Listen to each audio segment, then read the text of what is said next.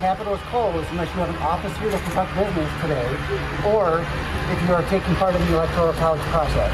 Anybody else is not permitted to come into the Capitol. We're electors. Yeah, the electors are already here. They've been checked in. Not all the electors are inside. Capitol is closed. All 16 electors that we've been advised by the governor's staff that we're going to be here to vote in the Electoral College have been checked in. They're already here. But the GOP electors, these are the I'm sorry. I understand. Ian's here. The Capitol is closed. We're electors. We're electors. We're electors. These guys saying we're electors, they were not the electors, not the real ones. They were Michigan Republicans who tried to crash the Electoral College vote ceremony in Michigan to try to cast Michigan's electoral votes for Trump instead of Biden, even though Trump lost that state. Well, now, as we've been reporting this week, 16 Michigan Republicans went on to sign their names to fake elector documents, claiming that Trump was the rightful winner of Michigan's electoral votes, claiming that they were therefore the rightful electors and should be counted as such. They sent those documents to the National Archives, to the United States Senate, to be counted as part of Trump's electoral tally. This is the same weird Republican forgery scheme that was apparently being run in at least 5 states in what appears to have been a coordinated effort. It is now starting to catch the attention, apparently, of multiple investigations that are looking into the effort to overturn the election and the attack on January 6th. The person who's in charge of Michigan's elections is Secretary of State Jocelyn Benson. She and her staff have reportedly spoken to the January 6th investigation in Congress, including to provide information about the forged elector documents in her state. We know that from a public records request filed by the Detroit News.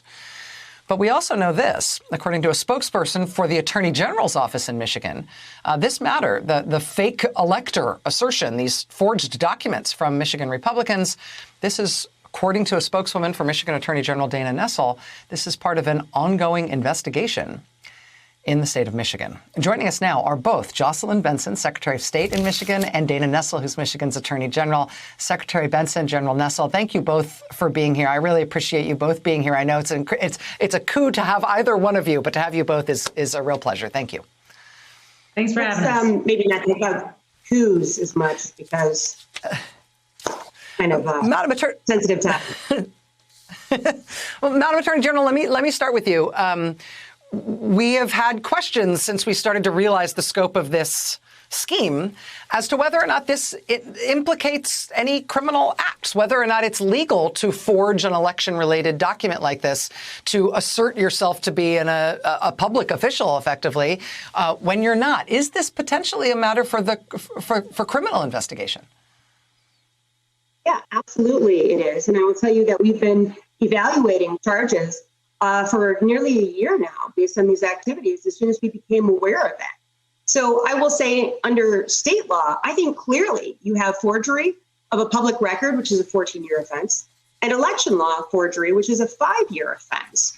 But what we have decided to do with the investigation in light of the fact that, of course, we have seen, as you've pointed out multiple times now, various different false slate of electors from 7 different states in what seems to be a coordinated effort between the Republican parties in various different states. We think this is a matter that is best investigated and potentially prosecuted by the feds. And as such, just today, we referred this matter to the Western District, the U.S. Attorney's Office, for them to evaluate it. And we hope that Maine Justice and the Department of Justice will become involved and use the information they already have to better understand exactly what happened that day so that federal charges can be evaluated.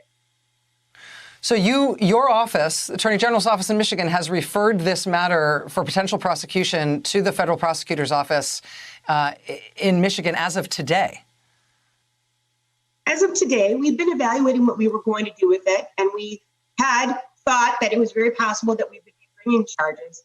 And we still might. We still might. And of course, there's no double jeopardy if you were to bring both state and federal charges for the same offenses.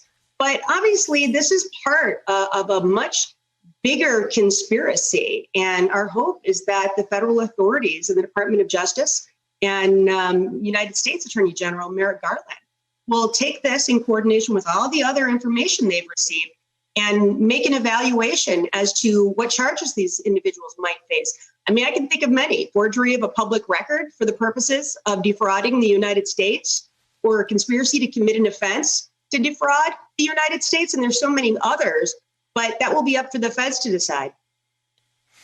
Secretary Benson, let me ask you about some of what we know and some of which I don't know if you can talk about. The Detroit News, in its infinite wisdom, used public records requests to find out some of the documentation that has traveled between your office, other Michigan state offices, and the January 6th investigation in Congress. That's how we know that some of this information has been given by your staff, by your office, to the January 6th investigation, and they appear to be looking at this in multiple states.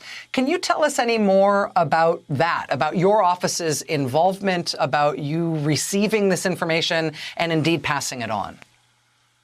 Well, yeah, and first, I'll just emphasize that this is precisely why the work of the January 6th committee is so critical, because there's dozens of ways, just like this one that we're talking about, in which the former president and many of his supporters attempted to interfere with the integrity of our elections and thwart the will of the people. And so with this investigation, we've been able to connect the dots and in participating and cooperating with the committee's investigation, identify this coordinated component of something that really up until then just came to us. We received notification from the National Archives, as you pointed out, and saying that this alternate false slate of electors had been submitted. We, of course, lived through the what you showed earlier, because the Attorney General and I were in the state capitol when the false slate of electors, we'll say, showed up outside. And amidst all of that, there were a lot of security concerns and threats percolating as well. So it was a very tense moment for all of us. And so in the midst of all that, we were seeing this as yet another way in which the former president tried to impose his will over the will of the voters, and outside the law in a really unprecedented way. And again, turned it over to the Attorney General's office, to Attorney General Nessel's office for further investigation at that point, and also let the National Archivists know that we had received it, but of course that it was not a accurate reflection of the electors awarded in our state. Just to play dumb here a little bit for a second, I think I know the answer to this, Secretary Benson, but tell me true. Is this the sort of thing that has happened before in the state of Michigan? Is this something that you have ever seen in your role as the chief administrator of elections in the state? Is this something that just looks weird to us from a national perspective, but actually people try this kind of thing all the time? No, and for good reason. I mean, this is we up until really 2020 had seen a great deal of respect and deference to our voters, which was really upended in the chaos and confusion that we saw surrounding the 2020 post-election process. So this was unprecedented. We're in uncharted territory. I know both of us have been asked a lot as this has come out, what was legal, what was illegal. And I think it's important to emphasize here that this is all unprecedented. But it also underscores why it's so important for us to not just ensure truth continues to emerge as to just how far folks were willing to go to overturn a free and fair election just because they didn't like the results, because we not only need to see justice and accountability in this manner for those who broke the law, but we need to work to put protections in place to ensure we do not see a repeat of these nefarious tactics in future elections. And Attorney General Nessel, let me just ask you, as a legal matter, you've already referenced this in relation to the idea that this might best be prosecuted as a federal matter because it happened in multiple states. But if we are able to figure out, if the country is able to figure out who did this, I mean, this was a paint by numbers, fill in the blank template that all of these Republicans used in at least five different states to do this. If we can figure out who distributed the template, who put them up to this, who told them how to do it, does that change anything about the potentially criminal nature or the seriousness of this? I think it does. And I think that you're talking about a conspiracy really to overthrow the United States government. I mean, at the end of the day, that's what we're talking about. So why I think it's so important to refer this to the federal authorities is because for a lot of these individuals, and the irony, of course, is that many of those people that you saw outside the state capitol on December 14th that you showed footage of, they're the loudest who complained of election fraud. And yet here they have committed, ostensibly, the most significant case of election fraud ever in our state's history. But, I think it's important that once those individuals see that they could possibly be facing prison time, I do think we're going to see some people flip, and we'll get some further information as to who orchestrated this in the first place, who told these people to do this in exactly this fashion. And I think it may go all the way to the top. Dana Nessel is the Attorney General of the great state of Michigan. Jocelyn Benson is the Secretary of State of the great state of Michigan. Both of you, I'm very grateful for your time. I'm particularly grateful to have you both here together. Thank you so much. We really appreciate it. You've really advanced our understanding here tonight. Our pleasure, Rachel. Thanks for covering this. All right. We'll be right back. Stay with us.